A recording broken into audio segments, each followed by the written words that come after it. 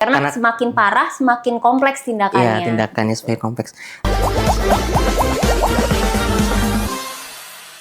Halo sahabat Vena, selamat datang kembali di podcast Obrolan Sehat bersama saya Firis yang akan membagikan informasi seputar wasir. Tentunya saya tidak akan sendiri dan akan ditemani oleh dokter spesialis. Tahu nggak, ternyata wanita tuh memiliki risiko lebih besar dibandingkan pria untuk menderita wasir. Dan itu kenapa sih bisa terjadi? Nah, mari kita kupas tuntas bersama dokter spesialis kita di sini, yaitu bersama Dr. Astrid Indra Febrina. Ya, halo, selamat pagi. Selamat pagi. Hai. Mungkin boleh diperkenalkan dok, kita ada di cabang mana dan sebagai dokter apa di sini? Oke, saya dengan Astrid Indra Febrina Sugianto. Saya dokter spesialis bedah di Rumah Sakit Ibu dan Anak. Iya. Ya. Jadi di sini dokter Astrid akan menjadi salah satu dokter bedah Vena Wasir Center yang tentunya akan mensupport tim kita di sini. Tentunya untuk para wanita dan ibu yang ragu untuk konsultasi atau berobat terkait wasir, mungkin bisa berkonsultasi dengan dokter Astrid ini. Ya, mungkin kita lanjut ke pertanyaan awal ya dok. Sebenarnya memang apa benar gitu kalau wanita itu resikonya tuh jauh lebih tinggi terkena wasir dibandingkan pria? Ya, itu benar. Jadi untuk wasir sendiri, untuk di dunia ada 9 juta orang yang mengalami menderita wasir. Dan dari 9 juta itu mayoritasnya adalah perempuan. 1 dari 3 sampai 1 dari 4 perempuan itu pernah mengalami wasir dalam hidupnya. Nah, hal ini bisa disebabkan karena memang perempuan mengalami fase hidup yang dialami hanya oleh perempuan, tidak dialami laki-laki, seperti hamil dan melahirkan. Oh, jadi memang hamil itu cukup berpengaruh ya, dok, untuk ini, tumbuhnya wasir di ibu-ibu gitu, di wanita dan ibu. Ya, jadi banyak proses yang terjadi secara bersamaan. Jadi pada saat kehamilan itu ada yang pertama ada meningkatnya hormon progesteron ya. Pada saat hormon progesteron ini meningkat, pembuluh darah kita itu berubah sifatnya. Dinding pembuluh darah kita tuh jadi lebih mudah melebar. Dan inilah yang kadang-kadang bisa menyebabkan munculnya wasir atau hemoroid ya pada saat kehamilan. Selain itu juga pada saat terutama pada trimester ketiga itu paling sering terjadi munculnya wasir ini karena ada penekanan, karena bayinya membesar, rahimnya membesar juga, sehingga suplai darah ke arah panggul dan aliran darah balik dari panggul ke jantung juga terpengaruh gitu. Dan itu bisa mempengaruhi juga suplai darah di sekitar anus. Itu yang kadang-kadang bisa membuat munculnya wasir pada saat kehamilan. Nah, belum kita ngomong ke persalinan. Pada saat persalinan adanya peningkatan tekanan intraabdomen pada saat kala 2, itu saat pasiennya mulai mengejan atau mulai pushing atau mulai mengedan, itulah salah satu yang bisa menyebabkan munculnya tumbuhnya wasir. Berarti untuk ibu hamil mengalami wasir itu berapa persen itu cukup besar ya dok ya? Tapi itu pasti atau enggak? Atau memang ada kasus di mana tidak terjadi wasir? Jadi kembali lagi wasir itu terjadi pada banyak ibu hamil, tapi tidak selalu, bukan sesuatu yang mutlak terjadi gitu. Kembali lagi ke faktor risiko sebelum kehamilan juga sangat berpengaruh.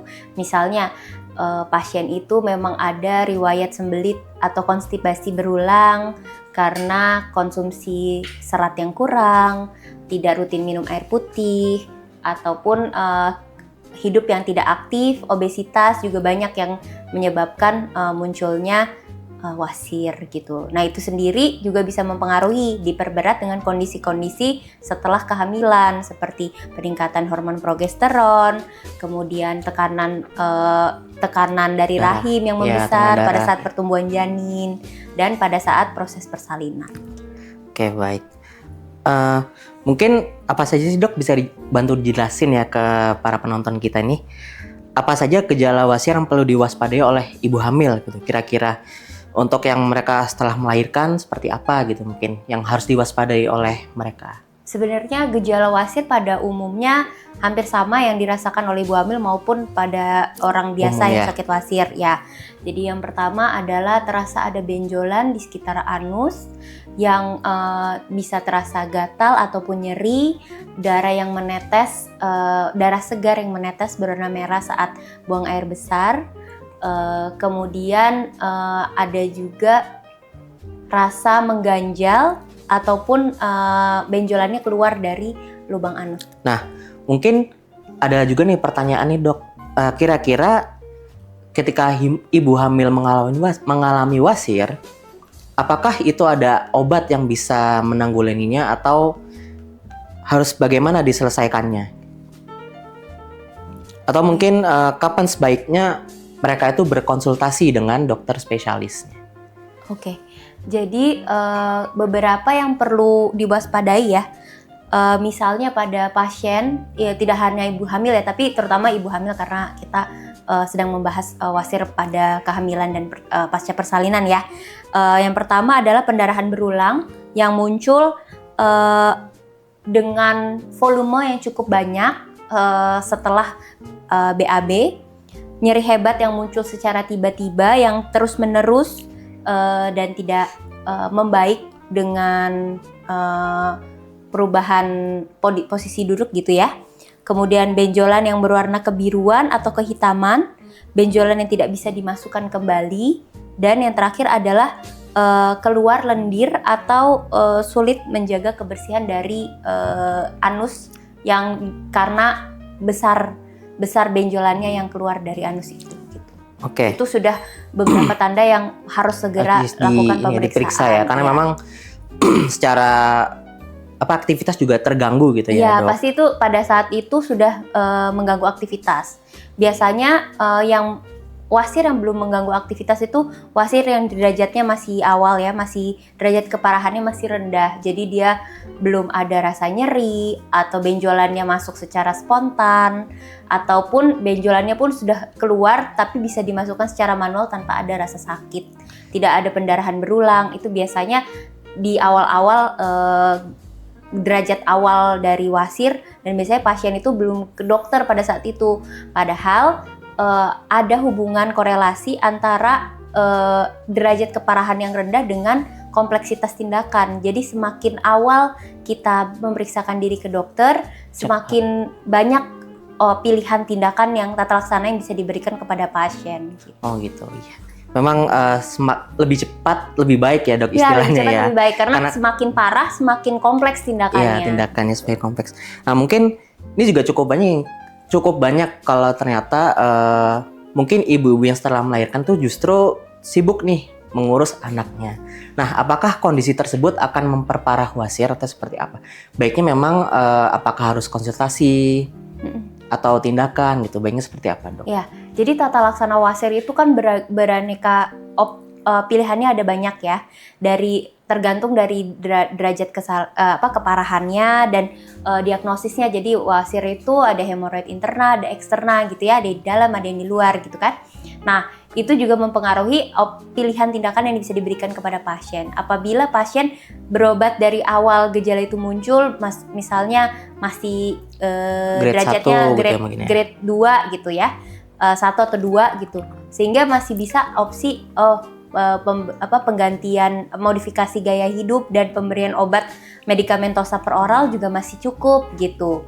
Tapi apabila sudah datang dengan grade 3 dan grade sampai grade 4 itu opsi tindakannya berbeda lagi. Jadi mempengaruhi. Jadi kalau setelah muncul sudah ada dari masa kehamilan hingga persalinan, kemudian semakin parah setelah persalinan normal gitu ya. Tidak segera langsung diperiksakan mempengaruhi derajat keparahan dari pasiennya. Ya, jadi semakin meningkat dan memang harus dilakukan operasi ya teman-teman ya. Ya, operasi itu pilihan, tapi tidak semua wasir memerlukan operasi gitu. Tapi itu merupakan pilihan. Kalau dirasa wasir udah mengganggu, kira-kira baiknya diapakan ya dok? Apakah harus dilakukan tindakan? Atau seperti apa gitu? Mungkin boleh dibantu jelaskan ke sahabat Vena nih. Ya, jadi yang pertama dilakukan adalah memeriksakan diri ke dokter, nanti diagnosisnya dipastikan, kemudian derajatnya dipastikan, kemudian baru kita pikirkan pilihan tindakannya. Beberapa tindakan yang bisa dilakukan itu mulai dari operasi, ada hemoroidektomi, kemudian ada juga yang teknik yang sekarang sudah banyak dilakukan adanya RFA atau radiofrequency ablation. Itu adalah tindakan minimal invasif dengan menggunakan radiofrekuensi tinggi untuk menghancurkan sel-sel dari jaringan dari wasir tersebut, dari hemoroid tersebut. Bisa juga dengan rubber ligation, bisa juga masih banyak teknik lainnya yang bisa dilakukan gitu. Tapi salah satunya yang paling sering mungkin yang sudah banyak pengalaman adalah dengan menggunakan RFA. Selain minimal invasif, juga downtime post tindakannya juga relatif lebih pendek harinya. Jadi pasien bisa biasanya one day care, setelah itu bisa pulang dan beraktivitas seperti normal. Ya, jadi di vena wasir ini kita mempunyai metode unggulan yaitu radiofrekuensi, di mana salah satu kelebihannya adalah secara proses lebih cepat, recovery pun juga akan lebih cepat dan tidak perlu rawat inap gitu. Jadi memang satu hari pun juga sudah bisa langsung beraktivitas ya pasien kita. Dan memang secara pengalaman kita dengan pasien-pasien lain yang berobat juga di 1 minggu awal mereka udah cukup banyak melakukan aktivitas yang cukup besar gitu. Jadi semuanya jangan ragu-ragu ya untuk melakukan tindakan di Vena Wasir Center, tentunya dengan dokter kita, Dokter Astrid di RSIA Tambak. Jadi untuk para wanita dan ibu hamil yang ragu-ragu nih dan takut privasinya terganggu, bisa berkonsultasi dengan Dokter Astrid, di mana spesialis dokter wanita kita di sini. Kira-kira bagaimana sih cara mencegah wasir setelah dan sesudah kehamilan itu, Dok, untuk para ibu-ibu ini? Ya, jadi yang paling penting untuk mencegah wasir itu adalah mencegah sembelit ataupun konstipasi. Pertama dengan makan banyak, makan yang berserat tinggi, sekitar 25-30 gram serat per hari, itu ada pada buah-buah dan sayuran. Kemudian minum air putih 2-3 liter sehari, tapi sesuai anjuran dokter ya, karena setiap ibu hamil memiliki kondisi yang berbeda. Beberapa ibu hamil ada yang ada restriksi cairan juga, sehingga ini perlu dikonsultasikan. Selanjutnya jalan yang hidup aktif sehari-hari, jadi bisa dengan jalan 30 menit, jalan santai 30 menit sehari, karena ketika badan kita aktif, ususnya juga aktif, sehingga mengurangi risiko sembelit dan ujungnya akan mengurangi risiko wasir. Kemudian jangan mengejan terlalu kuat, jangan BAB terlalu lama. Mulai ada yang disebut namanya toilet hygiene ya. Jadi jangan bawa HP ke dalam toilet agar tidak terlalu lama. Jadi kita duduk di toilet itu seperlunya saja. Dan yang sisanya sih ya kurang lebih modifikasi gaya hidup aja sih. Lifestyle ya. Ya, betul. Hidup sehat gitu. Hidup sehat, betul. Nah, kurang lebih cukup banyak ya pembahasan yang disebutkan oleh Dokter Astrid. Nah, ngomong-ngomong, di RSIA Tambak ini bersama Vena Wasir, apa sih metode yang unggulannya untuk mengatasi wasir tentunya ya? Jadi di RSIA Tambak ini selain yang tadi saya udah sebutkan penggunaan untuk tindakan untuk wasir, selain radiofrequency ablation bisa juga dilakukan dengan laser atau flash optical laser hemoroidoplasty ya. Itu dengan memasukkan serat laser ke bantalan hemoroid dengan mengandalkan mekanisme photocoagulation. Jadi tidak ada terjadi potongan pada hemoroidnya, tetapi menggunakan dioda laser tersebut untuk menyusutkan jaringan hemoroid gitu. Dan itu biasanya dilakukan secara one day care dengan bius yang spinal, jadi bius tengah badan.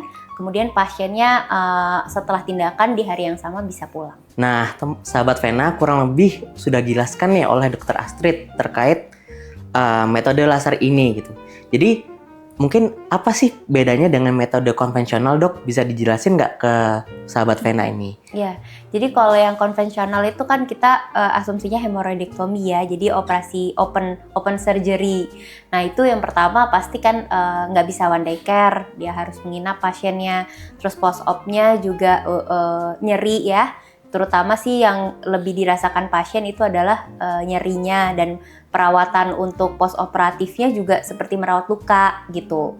Terus dan pasien juga pasti belum bisa langsung berkegiatan kembali seperti normal untuk di hari berikutnya gitu. Jadi mungkin keunggulan dari laser hemoroidoplasty ini ya downtime-nya cukup relatif lebih pendek waktunya ya. Kalau misalnya luka biasa mungkin sekitar 2 minggu wound healingnya, karena ini tidak terjadi pemotongan jaringan bagian kulit luarnya sehingga downtime-nya mungkin relatif lebih pendek. Jadi tidak ada bekas sayatan pisau gitu ya? Iya, bilang betul. ya. Tidak ada jahitan gitu. Oke, terima kasih dokter atas penjelasannya ya, itu cukup jelas banget untuk teman-teman kita yang nonton. Nah, mungkin boleh dibantu jelasin dok, atau di-share gitu ke teman-teman ini untuk jadwal praktek di RSIA Tambak ini hari apa aja sih dok? Ya, jadi untuk konsultasi dengan saya, Dr. Astrid Indra Febrian Sugianto, spesialis bedah umum. Saya di Rumah Sakit Ibu dan Anak Tambak setiap Senin, Rabu, dan Jumat jam 1 sampai jam 4 sore. Ya, begitu ya teman-teman. Jadi untuk sahabat Vena yang mau berkunjung di sini bisa ikutin jadwal Dr. Astrid nih kalau mau ketemu. Dan kurang lebih cukup ya kita pembahasan terkait wasir untuk wanita dan ibu hamil ini. Semoga dengan podcast obrolan sehat ini dapat membantu sahabat Vena semua yang sedang mengidap penyakit wasir atau yang memang sedang cari bantuan untuk menyelesaikan wasirnya, tentunya dengan bantuan Vena Wasir Center. Terima kasih ya dok atas perbincangan ini. Sampai jumpa di podcast berikutnya. Dadah.